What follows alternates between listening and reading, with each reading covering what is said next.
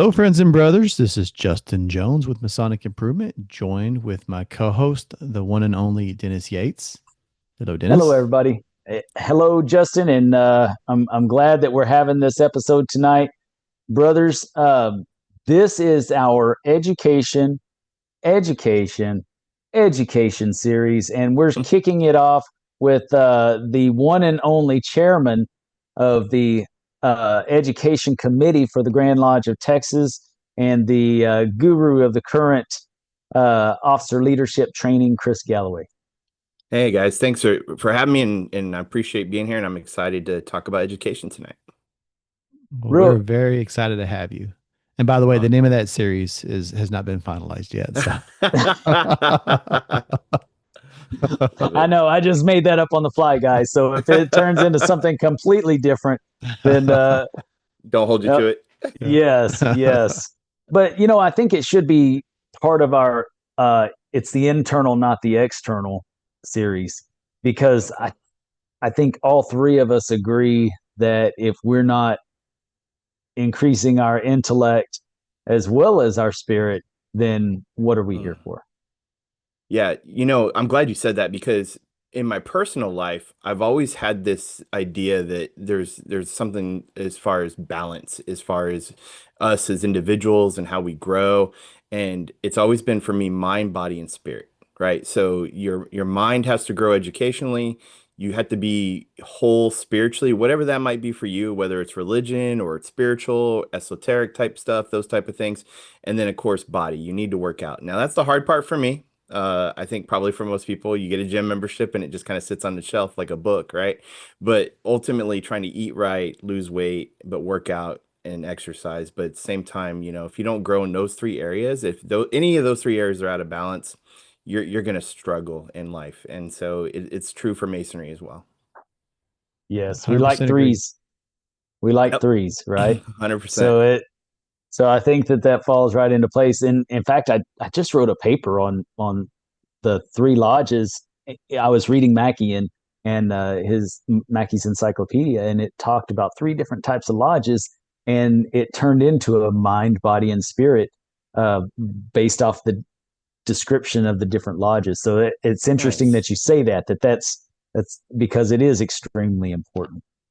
Yeah, and it's not just in Freemasonry. You look at any of the world religions, you look at any of the ancient philosophy, Eastern philosophy, those three things are always going to come up. So there's got to be Mhm. something to it, right? It's not just Freemasonry. Absolutely. Yes. Definitely something to it. I agree. Well, I find, go go ahead. I'm ahead. sorry. I was just going to say, if you find it everywhere, there's got to be something deeper behind it. Right? Or if Yes. it's on social media, if it's on Facebook, then it's got to be true. Oh, absolutely. Yes. Yes. As long as it's not Chat GPT, then Yeah. we're okay. Well, before we get started, a lot of brothers don't really realize what your background is Mhm. as far as education. And I think that's kind of important. A lot of times we ask people's Masonic background, but I think that your personal background is probably more important to this discussion tonight. And would you like to share that with everyone? Yeah, no, I appreciate that. I'm really drawn to education because I am an educator. So in my usual vocation, I've been in education for about, I guess I'm going into my 17th year. I came late to education. I was in the military. I was an Army military police officer, and then I ran a Hollywood video. I was the store manager. Well, we know how that turned out. It wasn't my fault they closed down, but it closed down. And then I went to work for USAA, which is an insurance company in San Antonio that supports the military, and I worked in security there, became a supervisor. And while I was there, I finished my degree. So I was a late bloomer. I was one of those guys that thought I didn't need college. So I graduated from college when I was 30, and I jumped into education to be a teacher and a coach. And so I did that for 6 years before I jumped into administration, eventually working my way up to being a superintendent of a school district in Northeast Texas. And since then, I call myself a recovering superintendent. I now work for an education service center where I support superintendents in school districts. So I help them with strategic planning. which goes into a little bit about OLT and running lodges. And then also I do executive coaching for superintendents and principals. I have an education podcast called Hallway Conversations with Ed Leaders. I've written 2 books on education leadership. And I also teach at Texas State in the superintendent certification program at the doctoral level. So, and I have a PhD in school improvement. So, as far as education goes, yeah, I'm deep into it. And I think that's what's really drawn me to it for Masonry, because, I think like most Masons, when I joined Freemasonry, I went through the catechism, I went through the questions and answers, but we never went deep into what that meant. And so, as a learner, I was seeking that type of information. So, I started listening to podcasts like the Masonic Roundtable and Whence Came You podcast, and then started diving into some books and realizing there's so much more to Masonry out there than what is just in our Blue Lodges. And that's just from the education and esoteric piece. And then when I went to a warden's retreat for the first time, I went through classes with Chris Williams and Brad Kohanke, and I realized how important the business aspect of lodges are. And being that I ran a retail business for a few years, and I've been into business management and the military and those type of things, I knew that the Masonic Lodge was a business. And so my mother lodge at the time, Valley High, was really about 5 years away from shutting down when I became worshipful master. And so I started applying the things that I learned in schools and learned in business to my lodge and started to turn it around. And actually, what came from that was I decided to write a book to help future future worship masters in my lodge, but ultimately decided to publish it, and from that sprang my publishing company, Perfect Ashlar Publishing, where I publish books for Masons at no cost to them, and because I want education to get out there, and the only way to do that is to just get people's information out there. So, like you said, you wrote a paper. Well, there's guys that have written newsletters and blogs, and you put it together, it becomes a book. And so why not get it out there instead of just send it to your regular members? So that's basically the gist of my education background and how it's kind of led into Masonic education as well. Forgive me if you said this, I didn't catch it. What did you say the title was of the book that you wrote for the worship Yeah, it's masters? leading from the East, innovative strategies for Masonic lodges. Yeah, Awesome. Very cool. Very nice. yeah, Because we all need to understand that the leadership role in the East. yeah, That's golly, and working your way up to it. yeah. I, Well, I cut off Justin. I think. I'm sorry. Well, I was just wanted to say you hit on something that's pretty important to me. Well, a lot of things actually, but there's a lot of resistance to the hmm mentality that you have to run a lodge like a business, Sure. but it's absolutely true. Yeah. And the reason I feel education is so important, OLT is so important, no one in their right mind would just haphazardly put someone in a management position of their business. Mm, right. But we do that. If you do that to a business, it struggles. It goes bankrupt eventually. And we have so many lodges now that are financially struggling and going bankrupt because there's no shame if you're not a business person, but you have to understand that if you can't run a lodge like a business, you either need to learn how to hmm or understand that there's other ways you can serve your lodge without necessarily being in the East. Yeah. Yeah, that's a great point. My grandfather, he was a Mason, and I learned about Masonry by attending his funeral actually, because he couldn't speak when I met him. He was my step grandfather. He had a massive stroke, couldn't speak, but he had a square and compass ring and it had a G in the middle, so I thought it stood for Galloway.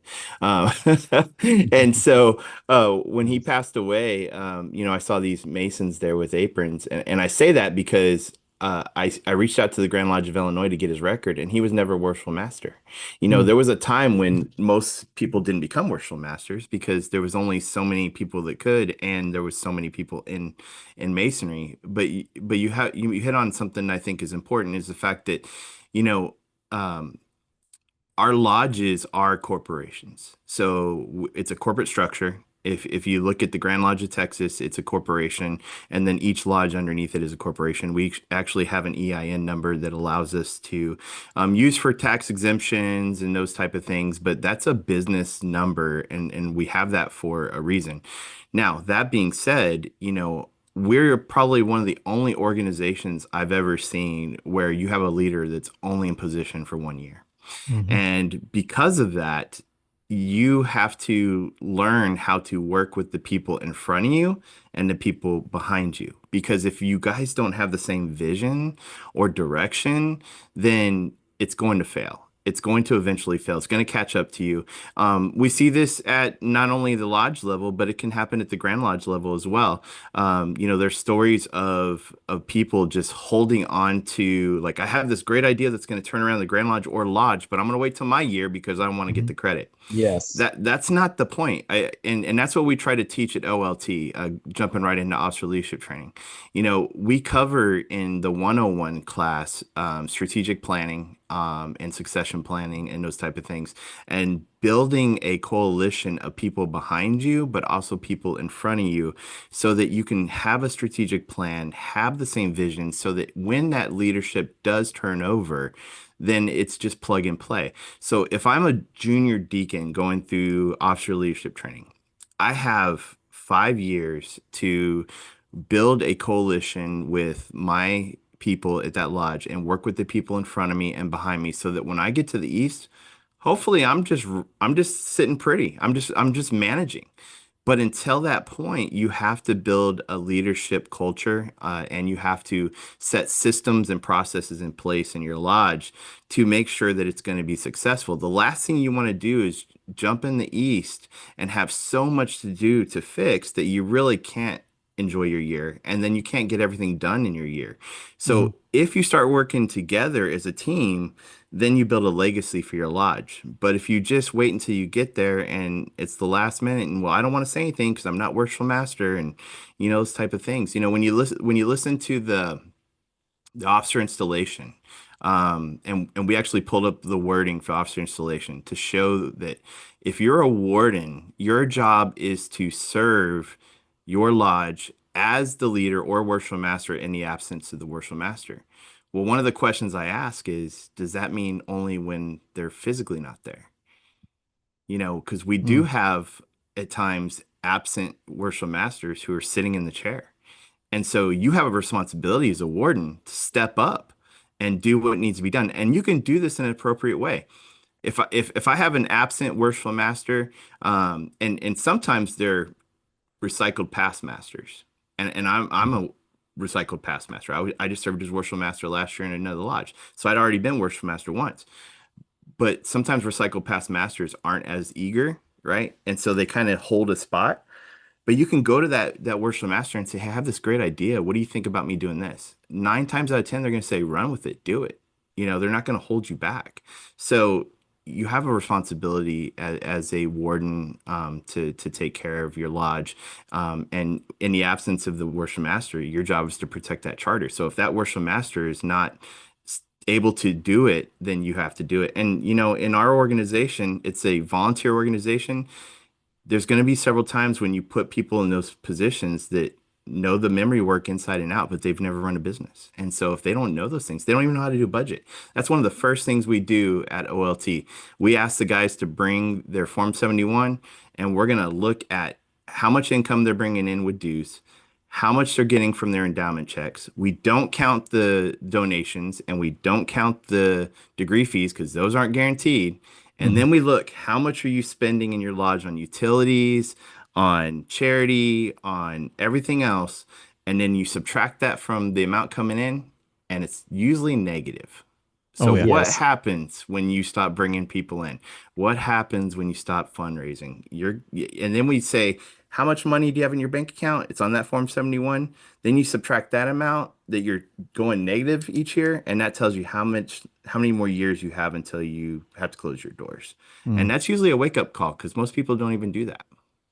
Yeah, Thanks. we had a master in a lodge that um and I'm not going to say which lodge here in Texas. We had a master in a lodge that he brought out this budget that he wanted to put bring before the lodge. Responsible thing to do. These are his ideas and his goals, and he starts naming off all the things and the expenses, and he says, gives a disclaimer. Well, I'm accounting for inflation. Hmm. That's why I'm doing this, and I'm thinking about this the whole time that he's talking, and all of these things are things that happened that they did that they used to do 10, 15 years ago when they had a much fuller membership and more income coming in and didn't have to worry about certain things. And I'm sitting here thinking, buddy, you spend money on this first thing and your lodge is going to close. So Yeah. we let's reel this back. And I don't want to be a grumpy past master, right? But Right. at the same time, I feel like, we do have a responsibility to say, okay, we need to stop looking at pie in the sky. Yeah. We want all these things to happen. That's great. But, you know, sometimes we don't go back to the things that brought us to where we are today. um, Sometimes we have to focus on where we are today, and Hmm. then we can move forward, because I think a lot of times we're either looking ahead or we're looking behind, and we're Yeah. forgetting about today, and we're not managing what's right there in front of us. And I think it gets us in trouble, especially You, when we're not business minded. you just Yeah. got to look at the data. Yeah. And Yeah. your Form 71 is your data. That's how you, I 100%. mean, Yes. it doesn't lie. I mean, assuming you did the math right, it Yeah. doesn't lie, right? You Well, said that's what something. the audit committee's for, right? Yeah. And it's those three guys that typically see those Form 71 and no one else sees it, right? So we Hmm. we report out in lodge, but people don't get a copy, they don't look at it. So I like to do a state of the lodge every year. So after doing that audit, I put out a state of the lodge letter, especially if I'm going to be worship master, to the membership to let them know where we are and what needs to be done. So the AC needs repaired, we need a roof repair, whatever it might be. And the unintended consequence of that, and I learned about this the first time I was worship master, is all these endowed members start sending in checks. We get about $2,000 in donations because they're endowed. I let them know, hey, your endowment was 500 years ago. Now we're paying $2.50 per capita for you because your endowment's not matching our per capita. And this is how many members we have left. This is the age of our membership. I mean, these are all important things. Hmm. In fact, the lodge I was just worship master of last year, we consolidated with another lodge because we were down to about 50 members, and the average age was 76. Hadn't raised a master mason in 10 years. And we were going to have to close our doors in about 4 years. We knew we were going to need a new AC. It actually went out right after the merger. And I promise that lodge we merged with that was not intentional, but it was a $25,000 AC unit. And so Wow. we were, we were going to be in trouble, right? And so, and like you just doing a paper, I just did a paper on the history of that lodge. And it was so amazing to see, like, at one point at the height of that lodge, they were over 250 members. And, they were in the community and they had several appendant bodies that were renting from us. And, they were doing picnics that, the whole community came to, and they were raising anywhere from $6,000 to $10,000 just from those picnics. And, then what happened? In the 90s, it just dropped off. But you talked about today in not focusing on the future of the past. You know, the Texas Masonry at its height was about 250,000, and our lodge system's based on that. And so at some point, if we're going to save the fraternity, we got to make hard decisions. And we actually talk about this at OLT too. It's not necessarily a bad thing to consolidate and merge. When you go to lodge, like I did in the lodge where I was just worship master, and every officer is an officer in another lodge, you're overextended. No wonder we're Yeah. not doing Yes. fundraising, right? Yeah. Or Yes. So, raising dues because they're yep, members of two or three other lodges. Yes. exactly. Yeah, exactly. So, at some point you have to make a decision, and it's not just about the name on the building, so to speak. It's or the charter. It's about the fraternity and the history, and just trying to preserve that. Yeah. Chris, earlier you said something that I was going to bring up. So I'm glad you brought it up. And it's a phrase that's detrimental, and that is my year. Mm, And yeah. that is because that when you claim something is yours, that's it's like not just ownership, but it's almost like an ego thing. And would you wait till when I'm waiting till my year, it's for the reasons that was I think Dennis said earlier. It's so I can get the credit or I can have a good year. Yeah. But this is about it's about us. It's about our lodge having a successful year. It's about our lodge having longevity. Yeah. And so we have to get past that mentality.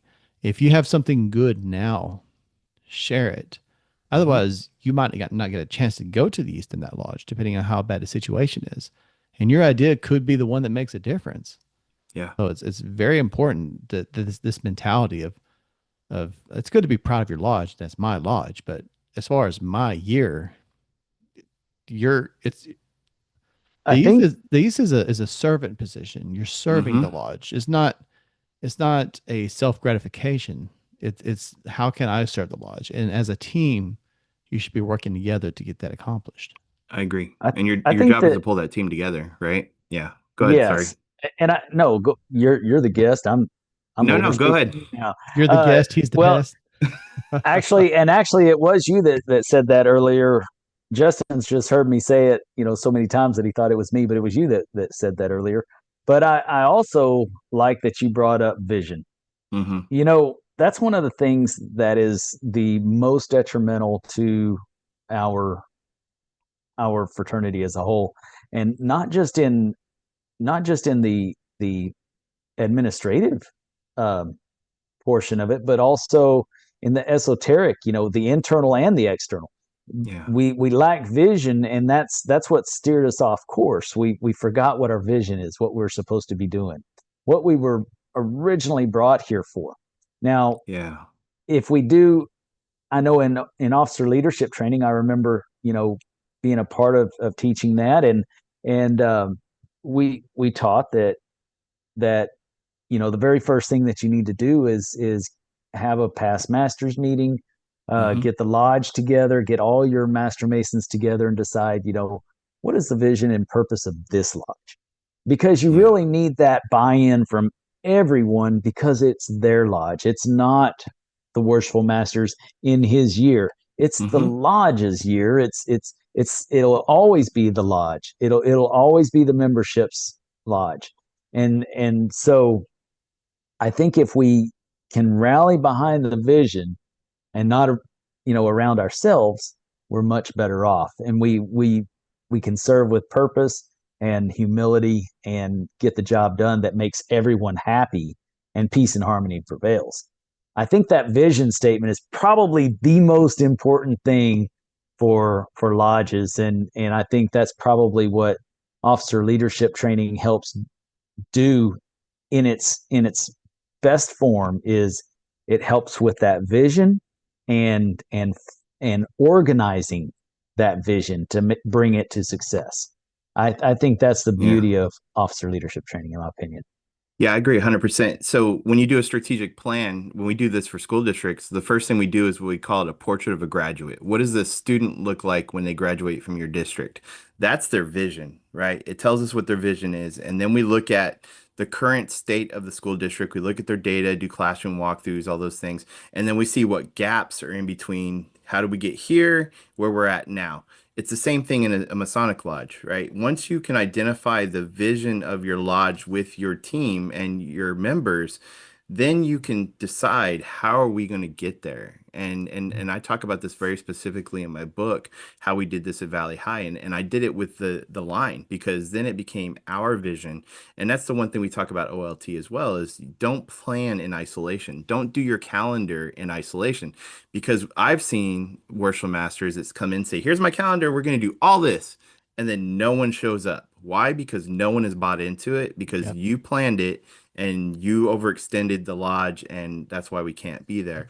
But then you start to build a culture when you plan together, and you start to build traditions, and this is the way we do things. And then you get an identity for your lodge, which, by the way, also attracts members, because when you have an identity as a lodge of, whether it's a speaking lodge or it's a lodge where we do like social events or whatever it might be, those master masons out there will be attracted to your lodge, and they'll become either plural members or they'll just join your lodge. And so it's really important, like you said, to have that vision. And what Justin said, it's when you become worship master, it's an honor to serve. It's not you earned it. There's no you earned it, right? It's Mm. you ask it's actually a burden when you think about it, right? It's a heavy burden being worship Yes. master. What they say, heavy is the crown, right? So like there's a lot that goes into it. And I think the important thing is to serve, right? And to build the capacity of the people behind you. And I do this in all the leadership stuff that I'm a part of as well. You know, the committee is so successful because not because I'm chairman, but because I have a good committee that I give the autonomy to, and I build their capacity by giving them things that can grow their leadership, right? And then I support them through that process. And I do this in my own work. I went from teacher to superintendent in 7 years, which is typically unheard of. But I did that because I had a team that I was training them to replace me. And when you train people to replace you, then you eventually get replaced, but then you move on up, right? And so you give all the credit, but you take all the responsibility. And that's what you have to do. But so many people, I think, miss that point. They're just so focused on becoming a past master, becoming worship master, and I have the gavel. It's not about that. So Yeah. And I will And it say, becomes quite opposite of what you just said, to yeah. where the lodge takes on the burden, and Yep. the worshipful master takes all the credit, or he thinks all the perceived credit. Yeah, and the work's just beginning when you become worship master. You don't become worship master, then finish in the East and then leave the lodge and go to become, I don't know, high priest or whatever, all that other. I mean, I am in New York, right? I am a Scottish rite. I'm in the grotto as well. But for me, I'm so tied to the Blue Lodge. To me, it's the most important thing. And your work is just beginning after you leave the East. It's just and Yes. beginning. being in the East is a burden, regardless of your approach. But I'll say the amount of planning that you do beforehand, not like you said, not just Hmm. your own planning, but with your team, Yeah. really dictates how much of a burden that is. I mean, you're still a phone call Yeah. away. You're still worship master. You're still, the buck Hmm. stops here. Um, but you can have a really the the worship masters that are the most exhausted at the end of the year are the ones that do everything themselves, and, Yeah. and they're wore out because Yep. they never had the buy-in. They never communicated their plans with anybody, and Yeah. so they just have all these grand machinations, is that the right word, in their mind, Yeah. how their year's going to go, and so they just drag the lodge through it, kicking and screaming. I did I did want to kind of circle back on something because Sure. I'm in education too. So when I was going to school to get my certification for principal, and there was all this Hmm. required reading for like school culture and getting buy-in for the school and everything. Yeah. Likewise, I couldn't help but in my own mind linking that to the lodge itself, like Sure. because lodge culture and I mean it all ties together. It's all organizational. But something that you said that I would like to just kind of circle back to is you talked about this concept of a portrait of a graduate. Hmm. And I want to pick your brain because I think that would really be helpful for lodges that are trying to they don't know where to start with their vision. And so what would be the equivalent of the portrait of a graduate for a lodge? Yeah, I think there's actually several different ways you can approach it. So one could be you could do portrait of a master mason. Like, what is it you want a master mason from your lodge to look like? So, Mhm. if I want someone master mason in it, I'm just going to throw out Valley High Lodge. That's my mother lodge. So Valley High Lodge, master mason there. I want them to be proficient in the work. I want them to be, when we put on degrees, it's nearly perfect, right? So what would that look like for our lodge? Well, we would need to practice. We would Mhm. need to have people with certificates. We would need to put ourselves out there and volunteer to do degrees and those type of things. We'd have to have enough guys to put on a degree, just so that we could make that work. You would have to hold yourselves accountable. To give you an example, so I don't know how many times you've been to a lodge and the catechism's happening between a mentor and a mentee, and then the mentee is struggling through it. And then the mentor stands up and says, "Brothers, you've heard the return of the EA lecture from this brother. I vote that we pass him." And then there's a Mhm. second, and then you pass him, and you're like, "Whoa, that was rough, right?" Well, when I was in the East, one of our brothers, he was struggling through the Master Mason return, and he got to the obligation. And right before they started obligation, I stopped him and I said, "Hey, brother, I'm going to stop you right there because I feel like that maybe you should go back and practice a little bit more." And then he came up to me afterwards and he said, "Thank you for doing that because I was embarrassing myself." And the next meeting he came back, he was word perfect. Mm. So, it's that internal accountability for that. So, vice versa, let's say we want someone who's going to be a community leader and do a lot of voluntary work in the community. Well, then we need to set those opportunities. So, we need to bring into the lodge not only Masonic things and esoteric things, but maybe we need to do some leadership education. Maybe we need to send people. I listen to a lot of podcasts and audiobooks.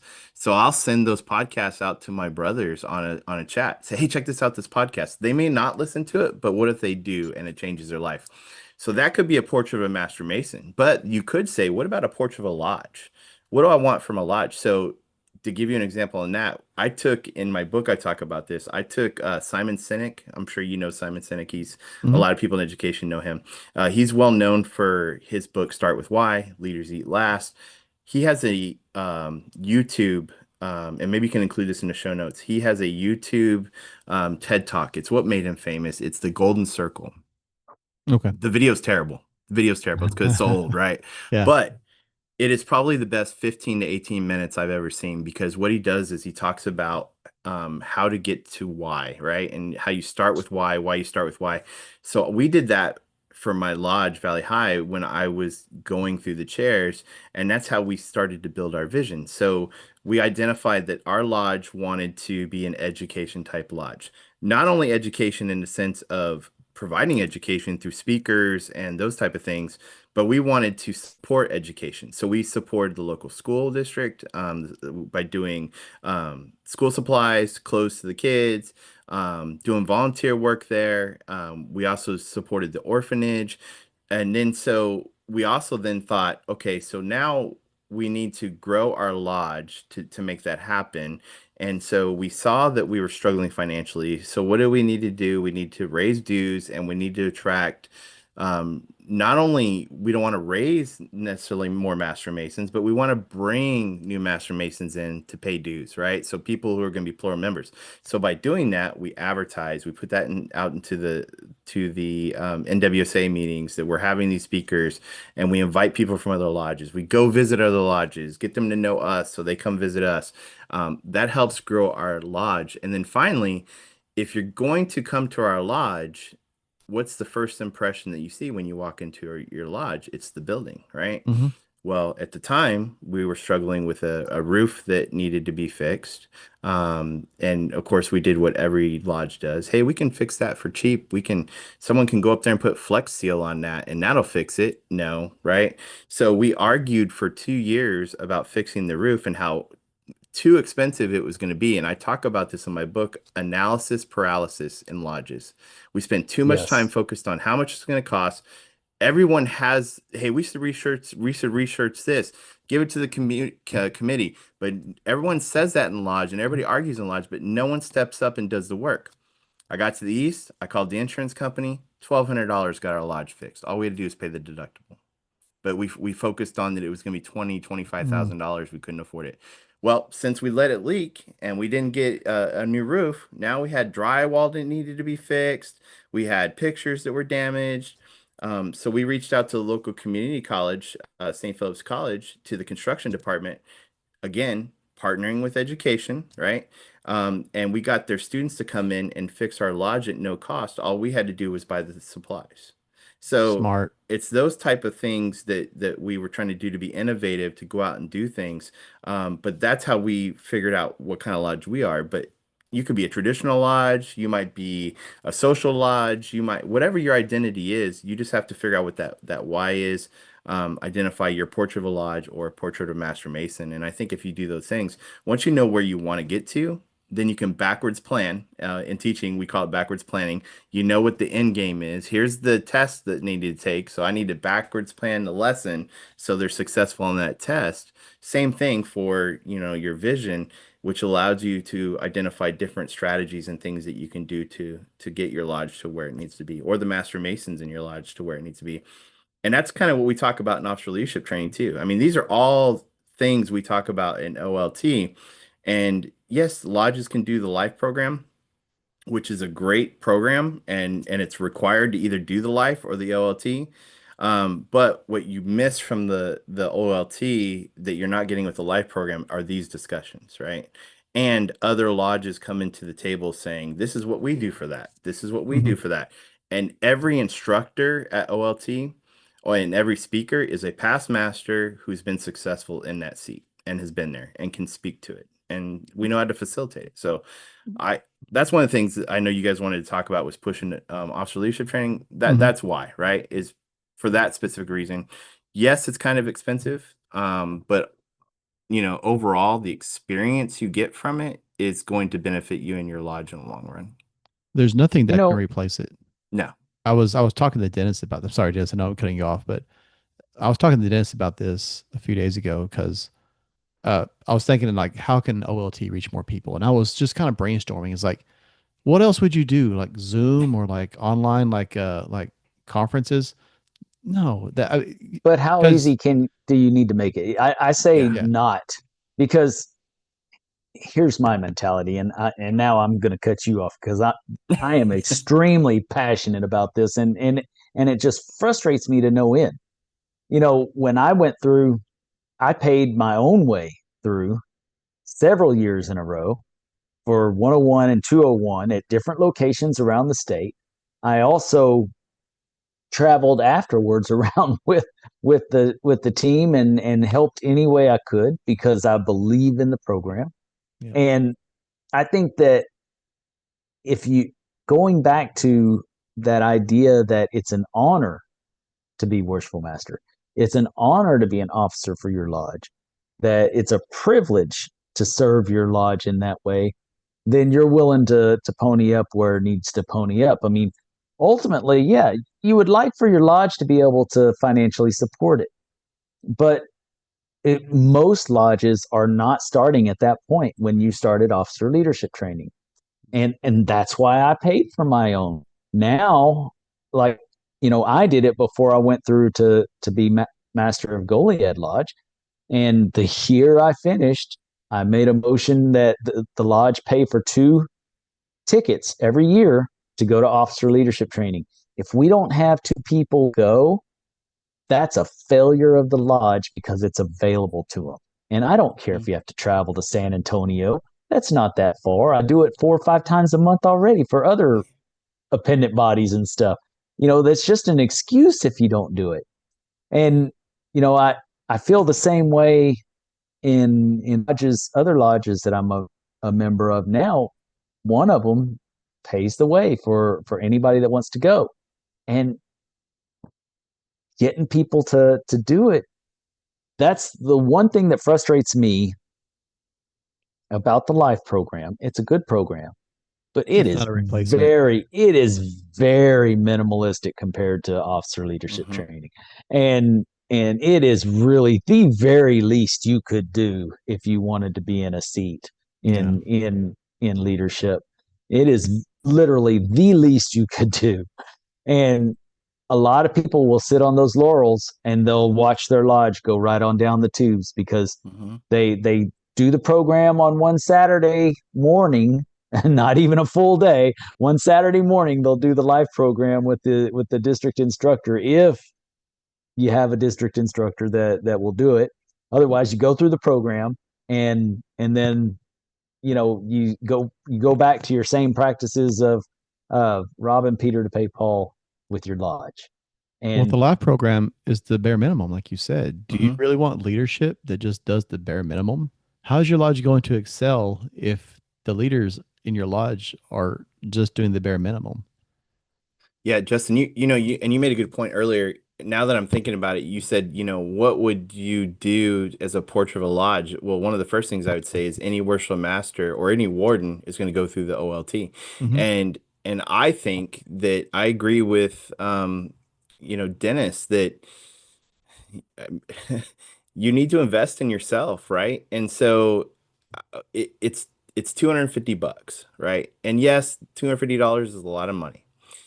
But for an investment in yourself to become a better leader. And it's not just going to help you in your lodge, it's going to help you in your life. I can promise you that. We've had several people who have like MBAs that come through OLT that are like, I learned about that in college. I learned about that management technique in college, and it was good to get a refresher and a reminder. So there's so many things you can take from it. Not only that, but just the. I have friends from the Warden Retreat that I'm still friends with that I can lean on. That we went through it together and we sat at the table together and we talked together. It's so beneficial. But again, we're seeing only the same lodges send the same people year after year, and at some point, if you're going to sit in that east and take on that responsibility, you need to be prepared with the tools that are going to help you. And yes, OLT is not going to give you every tool you need to be worship master. We can't prepare you for every single thing that's going to happen, but it's going to definitely help you more so than what you're walking into with just the life program. And unfortunately, I hate to say it, but there's lodges don't even do the life program. So, Yeah. and Yeah. they're violating Grand Lodge law because they're not doing or the life program or the OLT. So, yeah, you're setting yourself up for failure. And if you want to become a lawyer, you got to pay for school yourself, right? Hmm. They're not going to pay for it beforehand, right? If you want to get a job that requires a degree, you got to go get it yourself. So you got to do some things on your own to do it. And one of the things we started doing in investigations now when we're bringing in new candidates, we let them know it's not just the dues you got to pay, right? You're going to be paying a lot. It's an investment. So be prepared when you become a Mason that it's investment. You're going to be Smart. forking over money to help with things. You're going to have to pay for your gas. You're going to go visit things. You're going to be a part of conferences. If you can't afford those things, and you should probably plan about $500 to $1,000 a year, easy if you're just a passive Mason that you're going to spend. Just a passive Mason is going to spend that amount, right? Yeah. Yes. Yeah. It's interesting. You mentioned earlier that with when you were master, you were able to fix the lodge with, $1,200 with the deductible for your insurance.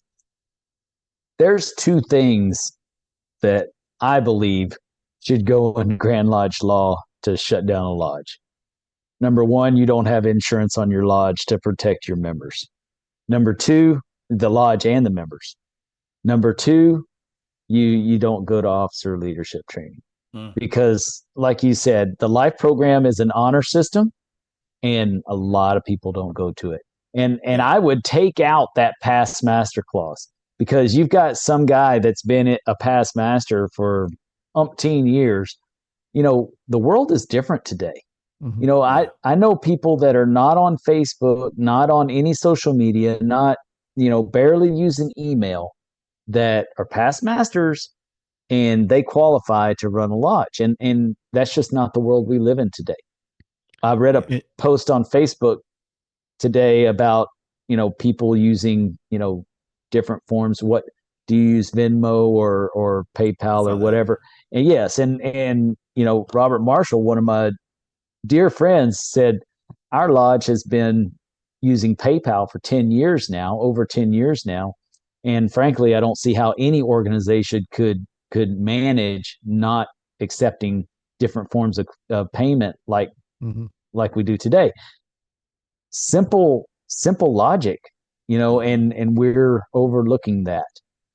Well, you made a good point because I was on the debt collecting committee for my lodge, right? The arrears committee, and I called a few That guys, and they they're put like, "Oh, that on me, the secretary. yeah, I am the one that it's gets to no make those fun. phone calls. It's no fun." But it's a great opportunity to reach out to brothers. But you made a good point. Like I took it upon myself to say, Venmo me the money and I will take it to lodge for you, right? Because we don't have a system set up like that in our lodge either. And so they had to Venmo me the money. And then I took the hit on the fee, right? And I took it to lodge because, you know, that's what's important.